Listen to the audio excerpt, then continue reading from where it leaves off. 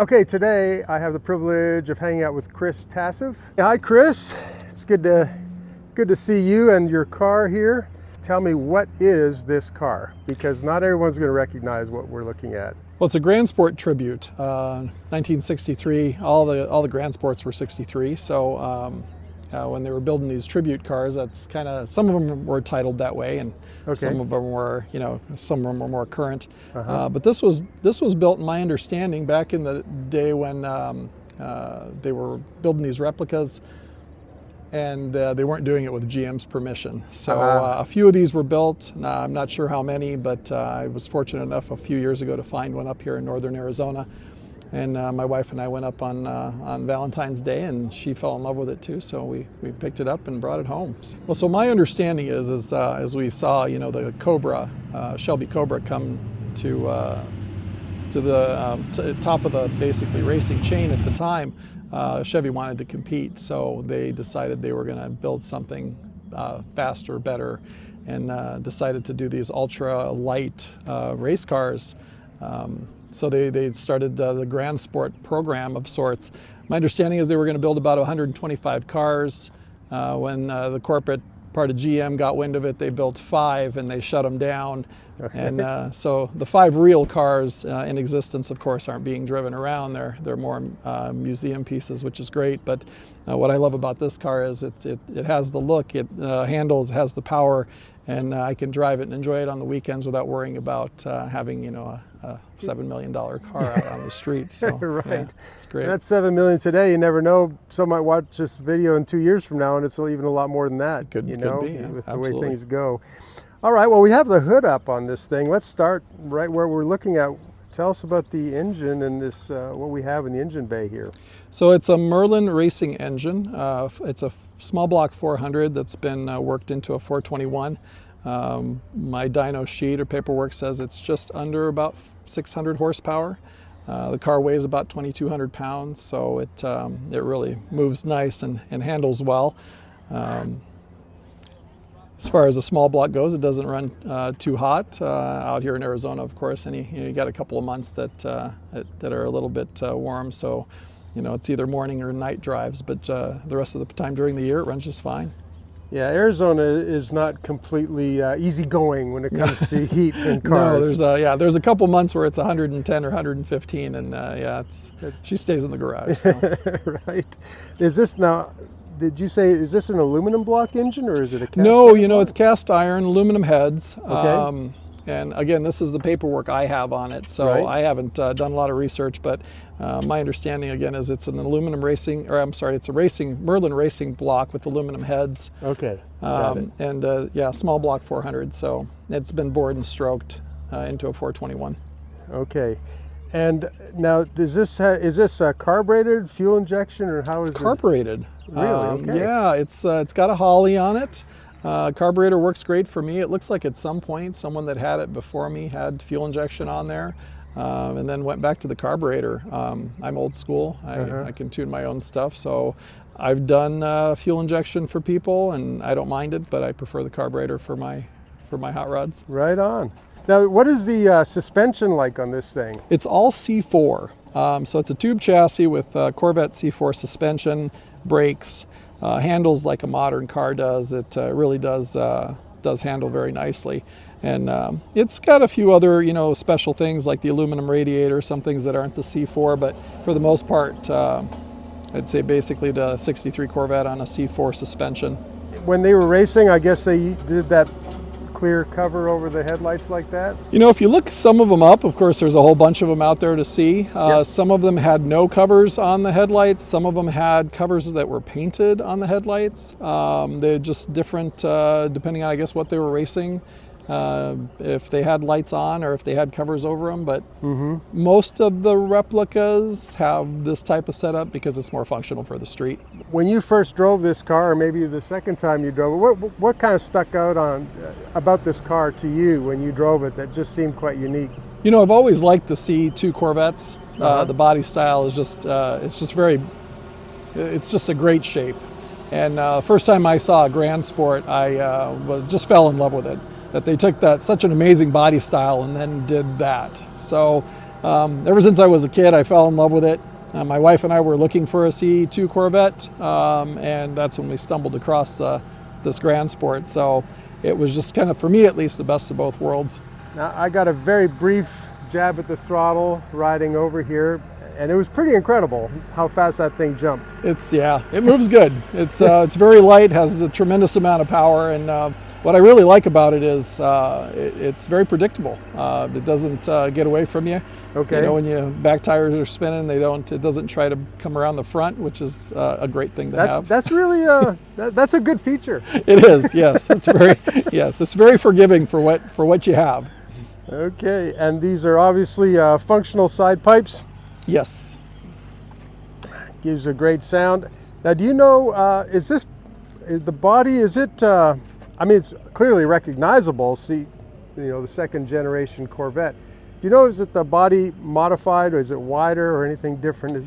Well, the body's been majorly modified, Yeah. you know, with the flares and the scoops, and you know, the hood, and it's got the scoops. Yeah. So yeah, a lot of stuff has been changed on this body. As far as I know, when you're looking at the basic specs, like if you took all of that stuff off for the most part, it's a similar or same shape.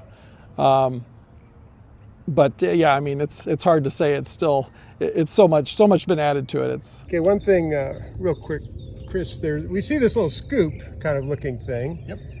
And I already guessed wrong on what that is, so why don't you tell me what that is? It's a rear differential cooler. Okay. It's cooling down the oil in the rear differential when you're racing, so it's functional, which is cool. I know on a lot of the replicas it is not, but I've made that functional, so it does its job. Now, how is it? What pumps the fuel? I mean, the oil. It's got a secondary pump that actually an electronic pump that I've got in there that actually pumps the fluid through there. Okay. That's kind of the way I set it up. I'm sure other people do it different ways, but that's... I asked out of my honest ignorance. I have no idea how that would gain pressure and pump through there, so that answers that. The way I have it set up too is, I mean, if you're, you know, if I was going to do something with it, I can turn on the pump or I can turn off the pump. Honestly, I don't use it very much because I'm never out there getting that rear end that hot. So right, but it's there. Yeah, that's cool. Really cool. Well, it's funny too now. It's, you know, the younger generation, when I drive this around, a lot of people ask me what it is, because it's, you know, the younger kids just have never seen either an older Corvette or, you know, a Corvette that's been modified to this point. So. Right. I love how they have the I don't know if you'd call it the ventilation holes or whatever, right, in the back that kind of match the vibe of the taillights. Yep. That is a very nice design feature. Was that on the original Grand Sport? It was. Okay. Yeah, it's in the little holes in the side. Basically, if you look at the design, if you don't put those holes in there when you're on the track, it's basically just catching all that air up underneath there and slowing down the car. So. Yeah. So it is a pressure relief for the air that's going through. Yeah, completely a design feature for the race car. Just like the hood too, instead of trapping all that air in the engine compartment, it just blows it straight up. Louvers are big. Yep. It's wide. All right, and I see, okay, let's talk about the interior just a little bit. Sure. These seats kind of feel, what vintage would you say these seats are? Well, I think they're unique to the replica. Okay. You know, looking at the 60s Corvettes, the layout's similar. Yeah. Even, you know, the vertical radio and such. But you know, a lot of it's very different. A lot of it's made for lightweight. Oddly enough, you take a look at these seats and they're actually pretty comfortable. Yeah. You know, for what it is. Yeah. Again, it's you know, as much as it's a similar layout to the C2 Corvettes. I'm not sure if the carpet would be the same, but as far as I know, like the floor mats and stuff will fit, and the layout of the gauges and stuff is the same. So. And the tilt steering wheel looks like that would be comfortable. Right. Yes, and air conditioning is. And air conditioning, that's a big deal. Yeah. Yeah, very good. So it's got some modern amenities. It's got power steering and air conditioning and a couple other things, but you know, it's not a daily driver, but it's still a lot of fun. But it's also an easy weekend driver, I'm imagining. Very much so. I can actually get my wife in the car. And, we can enjoy a nice Sunday drive for sure. That's excellent. What is this little access door for here? That's for the brake The brake booster. Oh, is it? If you want to take a look under here, you can see the way they built this. It's got a bracket, and so that it actuates the brake, and the brake booster's back in here. So they offset it to the side.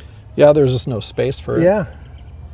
Well, you know, this between the steering column and your exhaust, you've got to prioritize things, right? Yep, that's right. Power steering reservoir. Yeah. So you have very little space. Yeah.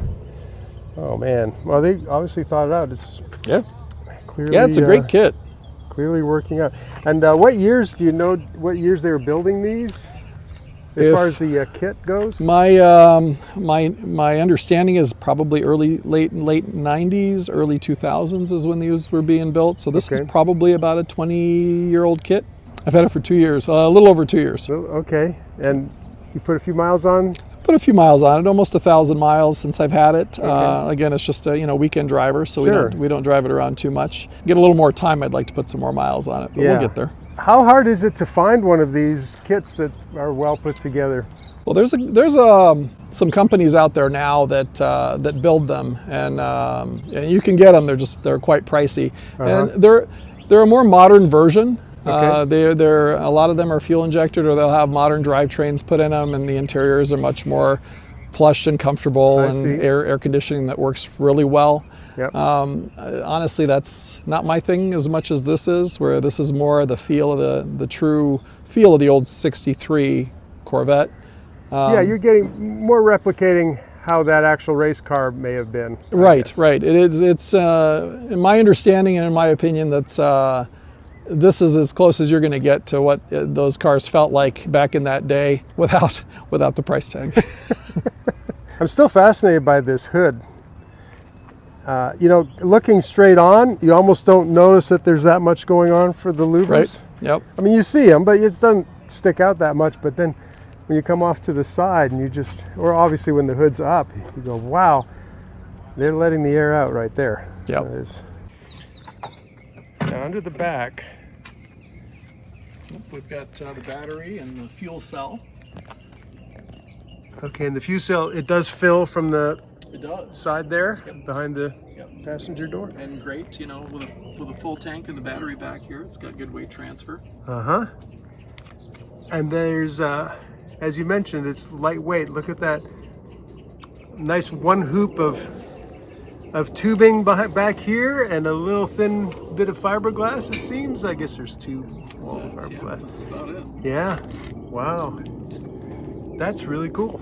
Yeah, that explains why it would have been a lot different on the racetrack than the original. Yeah, there's not, even the floorboards, it's just basically fiberglass with just a sheet of carpeting over the top. Yeah. Yeah, that is amazing. Okay. All right, I'm ready when you are.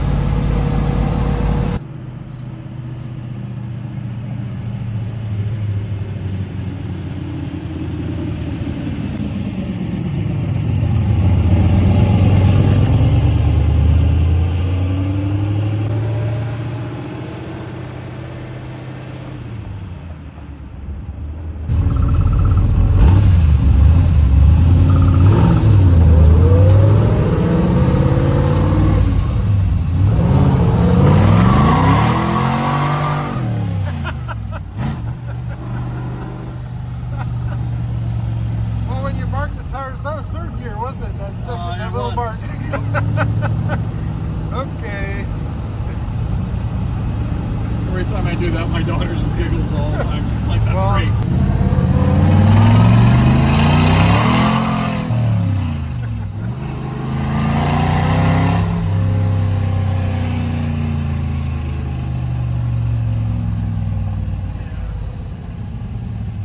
Okay, it's official. It's too much fun.